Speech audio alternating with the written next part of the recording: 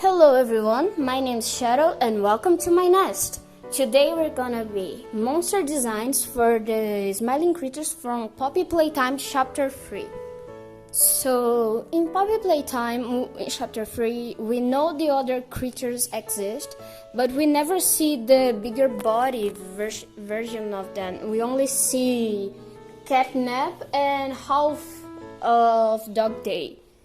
And I wanted a little bit more, so I decided to let my creativity flow and try to make how I think the creatures would be if they were alive, because Dog Day makes the claim that they are all dead, and I decided to think, what if they were alive and surviving around in the factory? So that's my version of them. First, I want to say that all of the designs contain expressions of violence and blood, and there are some of them that have extreme injury imagery, and most of them also contain bruises, blood, cuts, scars, and all this kind of thing. So if you're not comfortable with that, please click out of the video, go watch one of my other videos to support my channel. I only have other 2 videos. This is pretty new to me and I'm still learning how to make it. So if you want to support me, I have a video about V from Murdered Drones, analyzing a little bit of her character. And if you're not interested in that, I also have human designs of some of the Five Nights at Freddy's security breach characters.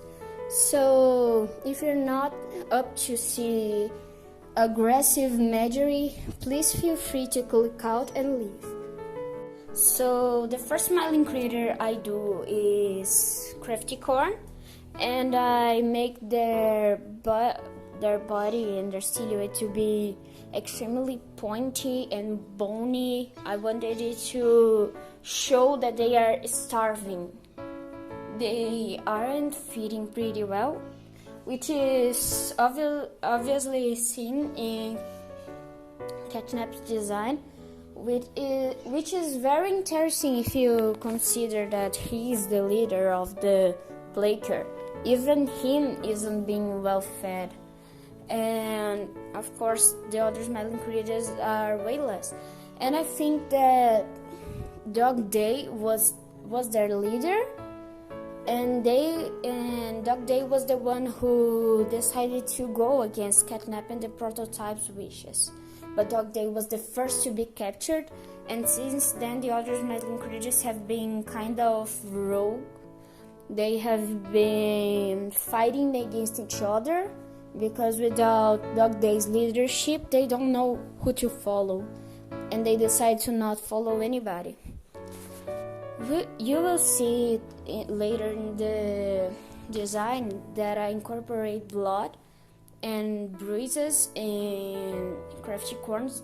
Because of that, I think the smiling creatures are fighting each other, and Craftycorn is not immune to that. That's why their horn is even broken. And I also later in the design try to incorporate a lot of crayons into their body, because I think that before the Hour of Joy, I think that the children would use Craftycorn's body to paint, because Craftycorn is the artistic one of the smiling creatures.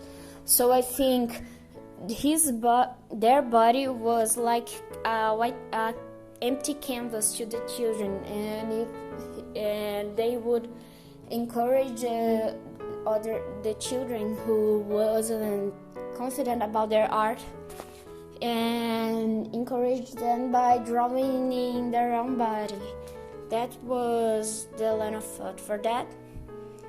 I also tried to make their body colors as bright as possible, but while making them shady.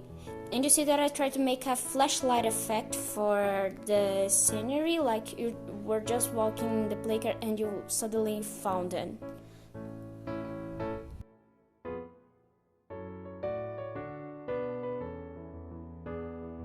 The next design is Bobby Bearhug, and I decided to make her design also very skeletal and show signs of starvation. There's only one smiling creator that is not in these conditions, and you see why when it comes time for their design.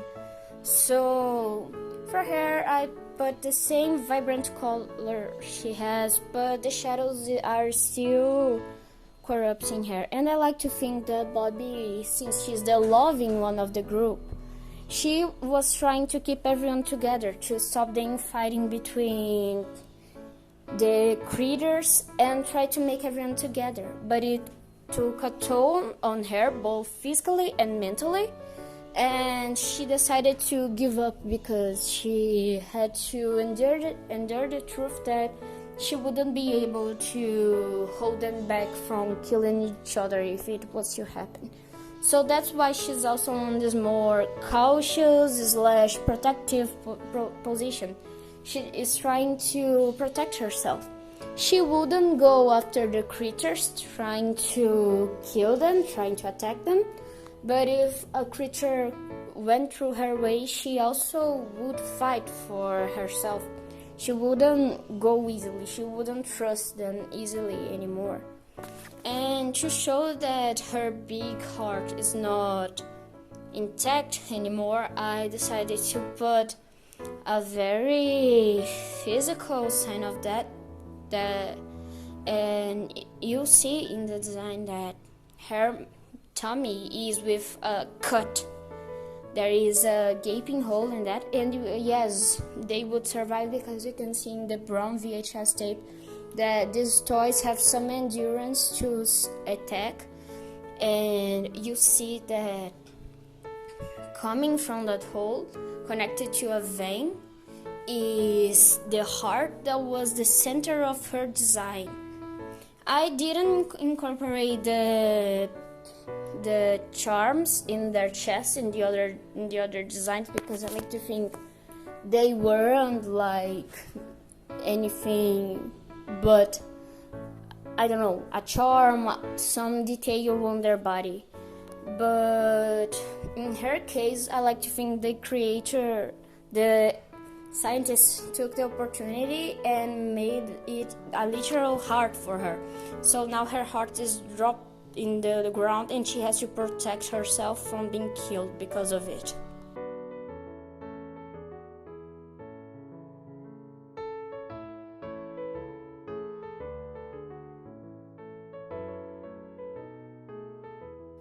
Now for Kickin Chickin. I didn't really know how to make a chicken or a rooster. It's scary, so I took my inspiration from that Garden of Banban remake by the guy who's making Indigo Park, because I really like the design he makes for Opila Bird in there. And I love the way that she's skeletal and she's eerie and creepy. And I really like that Opila Bird redesign. So I incorporate some of it in here. And I also broke Kickin Chickin's neck. It's not enough to kill him, but it's enough to cause some pain. And now into his behavior. Since we can see in the cardboard cutout of him that Kickin Chickin is much more of a coward. He's easily scared and he doesn't like to do things alone. I decided to make him more centered around escaping and running away than fighting. And that's why his body is also more dirty. He's not bright yellow anymore. He's more dirty yellow because I like to think he would hide in very small spaces and probably get full with fungus around him and moss. I think it all would I think his design would be more on the dirty side and the hurt side. He still have blood in him and some scars, but it's more from old wounds. It's not recent because he doesn't get to fight. He tries to run away. He's a coward. And I like to think that he was the most loyal to Dog Day.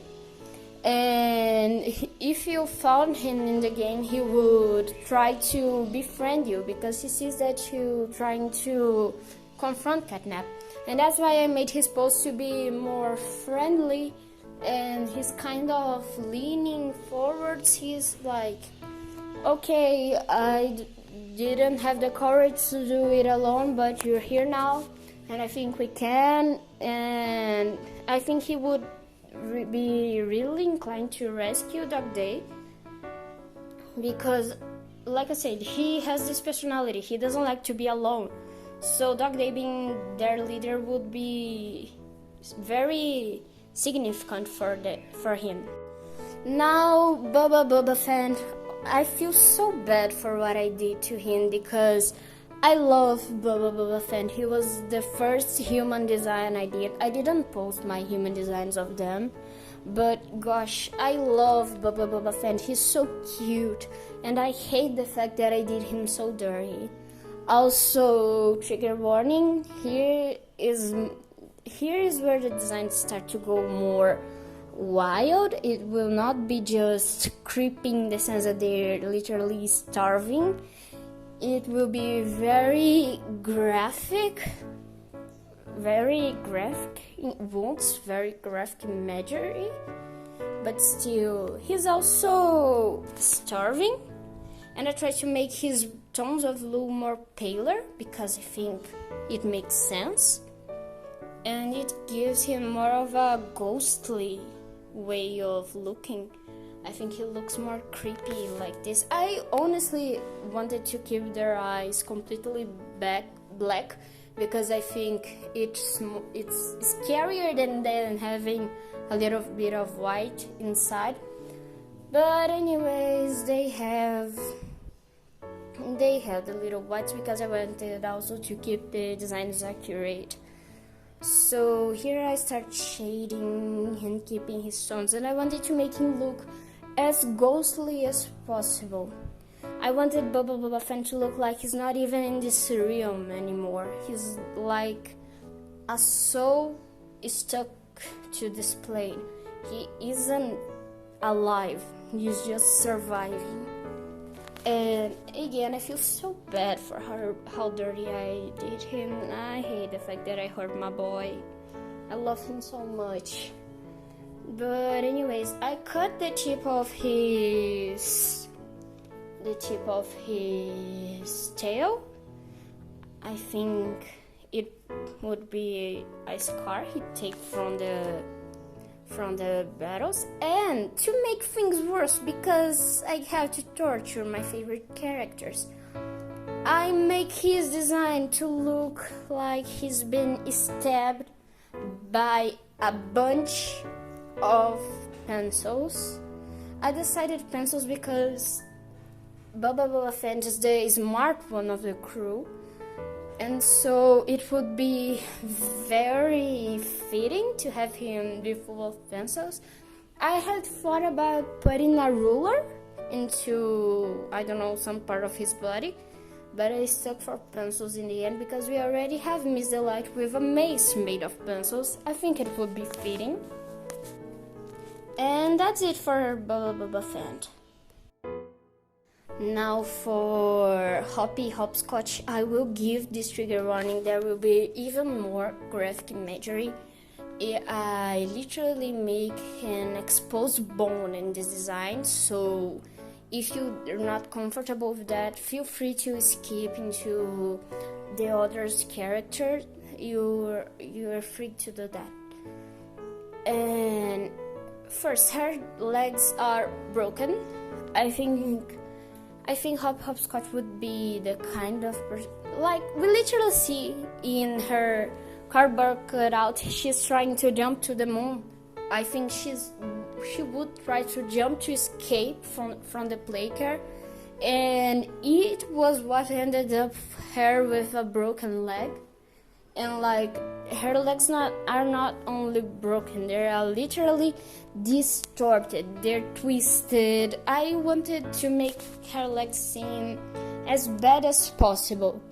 Maybe it's part because leg horror literally is what gets me the most, because I did break my leg in some time of my life, so anything that has to do with wounded legs really get me pretty well. So it's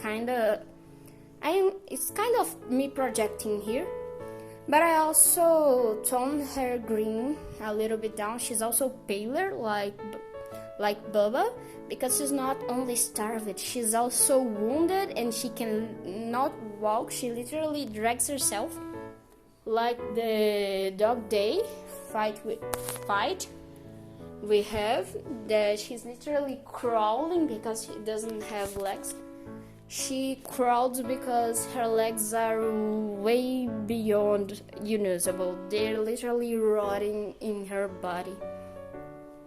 And here is where I start putting lots of blood in her legs. I feel so bad for her because I know how much this must be hurting. I literally know, because I've broken 2 bones of my legs one time. And here it is, the bone horror. I get very, I don't know why I did this part, but I wanted this to be disturbing, so that's what I did. And there's a little bit of meat also escaping her legs, because I am not happy until I can make the most horrible thing I can think of. And you also see that I make this worse, because I literally make one of her toes be literally cut off with a bone escaping then. So yeah, Hoppy Hopscotch have it hard in her life. Poor girl. Now, last but certainly not least, Piggy. If you remember what I said, one of the smiling critters is not starving. And if you make the association, it's Piggy. I literally took inspiration from her from that pig from Happy's Humble Burger Farm, because I think it is completely, I don't know, the idea of a so hungry thing that starts eating everything that is around and never stops and can see the problem with that, and to the point they become literally a menace, to the point they become a cannibal, which we can see on her. This part literally gets me. I hate this part of the drawing, it's so creepy. But anyways, I decided to make her literally be very big. I think she's huge. She's bigger than the monster form of Catnap in my mind. She's literally a monstrosity. She's enormous. And I also think she can't walk. She's like the West from the Little Nightmares, you know? The ones that try to hunt for Six. She's like that. She can't walk anymore. She just crawls around and eats anything and everything that goes through her path and that isn't fast enough to escape her. I also think she was the one who took the bite out of Hoppy Hopscotch's toe. I think she literally ate a part of her feet, and Hoppy was just pretty darn lucky to be able to crawl faster than Piggy. And I think it would be so interesting to have Piggy be the cause of the starvation of the others. I like to think that since the hour of joy, she got extremely anxious, and as we can see, she's the one who knows most about food from the creatures. And she starts to get extremely anxious, and she discounts that in the food. She starts eating compulsively, and now eating is literally an addiction to her. You can see a piece of meat falling from her lips, and she's literally in a pool of blood. She doesn't hunt anymore. She eats anything that crosses her path. She's literally a monstrosity, and there's no coming back for her. She has already given up on trying to help anybody, and now she only thinks about her own well-being. So that was the video for today. Thank you for clicking to my video and seeing my designs. Thank you for spending this time with me. If you like this video, please leave a like, and if you want to see more coming from me, consider subscribing. I intend to make lots of videos of art because that's what my channels are about. And thank you for spending this time here in my nest, and see you in the next video.